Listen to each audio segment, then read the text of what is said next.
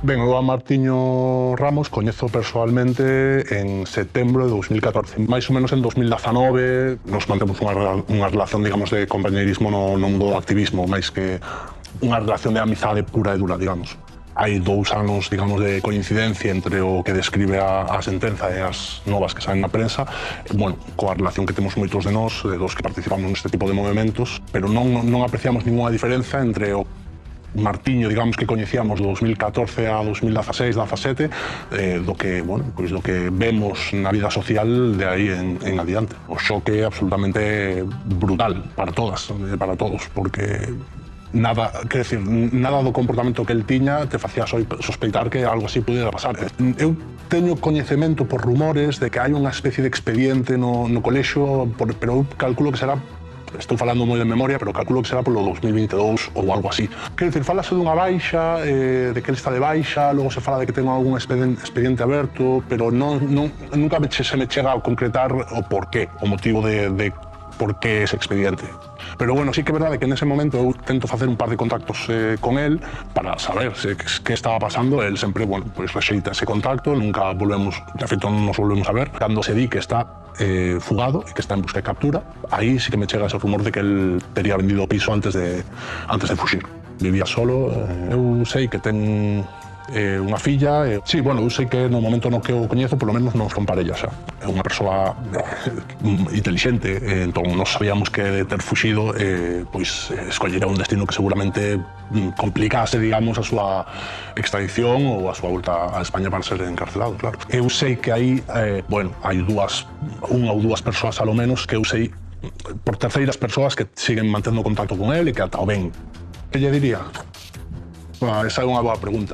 Bueno, o primeiro que lle diría é que volvese e que cumprise coa condena que ten que cumplir. E o segundo, bueno, non creo que poda sair en este horario porque, bueno, realmente para min foi unha decepción enorme, entendo que para min igual que para moitísima xente.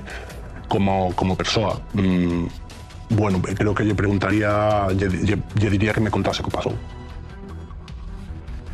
Como podedes comprobar, obviamente, moitos amigos, examigos, cústalles dar a cara porque din que non se poden creer que estiveron ao lado desta persoa tan deleznable. Pero hai outros compañeiros, excompañeiros, como o afamado escritor Pedro Feijóo, que sí, hoxe quixo dar a cara e tamén pedirlle ao seu examigo que, por favor, cumpra o que ten que cumplir, despois da sentencia tan demoledora que ten en riba. Pedro Feijóo, hoxe Hora Galega, puido falar con el, e un dos escritores que máis vende en Galicia, dinos que sente carraxe, tristura e moita frustración. Pedro, ti chegaches a coñecer ben a Martiño Ramos Soto? Sí, compartimos moitos anos de traballo xuntos naqueles primeiros anos de La Matumbá. A finais do ano 2003, unha das primeiras cousas que dixen é necesitamos ter un manager, alguén que sexa de confianza. E foron os compañeiros que propuxeron o nome de Martiño, era xustamente eso, era unha persoa de total confianza para os compañeiros. Eu ainda estes días miraba a ver cando eran as últimas comunicacións que tivéramos e a última mensaxe de Martiño foi de finais do 2023. Non esperas, sempre que sexa, esperas que sexa outra persoa, pero non imaginas que sexa o teu amigo, o teu familiar, o teu veciño. E claro, cando descubres, empezas a romper a cabeza como non o viches antes, como non te decataches, empezas a repasar todos os recordos, todas as memorias, a ver se en algún momento había algo que che dese unha pista, unha advertencia, como non o viches antes. Era unha persoa, o que agora se chama proactivo.